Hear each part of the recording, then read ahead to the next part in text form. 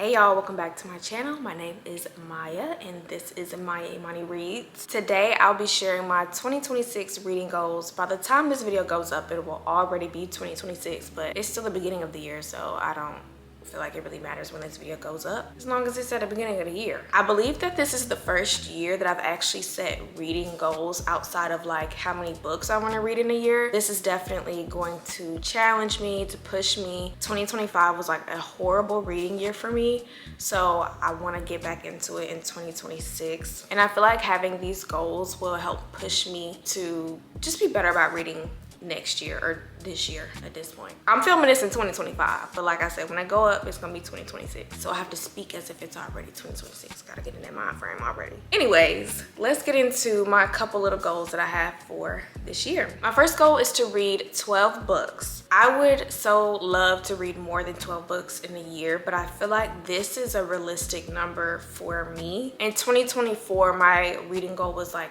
25 books, and I didn't get nowhere close to that. I think I read like 11 or 12 books. So I just kind of want to start with a realistic goal, reach that goal, and then from there start building on that. So in 2026, our goal is 12 books. My next goal is to read at least one nonfiction book every quarter of the year. I am a fiction girly to my core. I love fiction books. With that said, I really don't read that many nonfiction books, and I do feel like it would be beneficial for me to read at least one every quarter. I also feel like that nonfiction books, it may be a good just palate cleanser for me. I'm not a self-help girly, so I won't be reading nobody's self-help. There's definitely some memoirs that are on my TBR that I could see myself reading, and just some like Christian nonfiction books. I have a couple actually here. I have a couple Christian nonfiction books that I need to finish here. I have a memoir here, Born to Shine by Kendra Scott. I've not started reading this, so maybe this is something I could read. I was gifted this book and I just like, I haven't dove into it. Dove into it, is that the word? Dove in?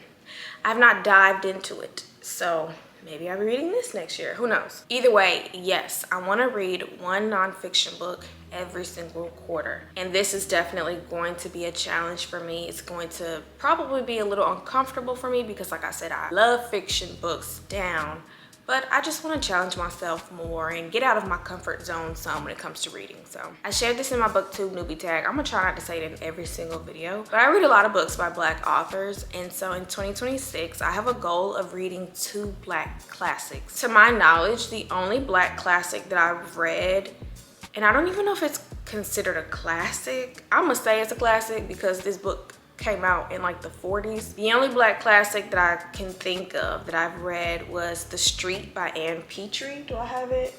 It's somewhere on this book cart.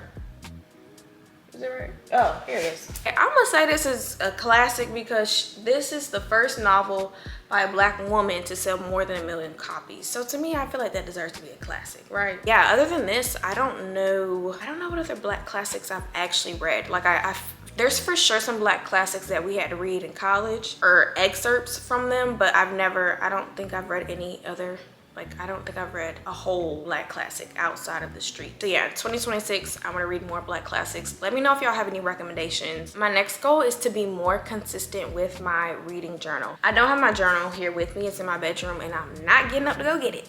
But I want to be more consistent with my reading journal.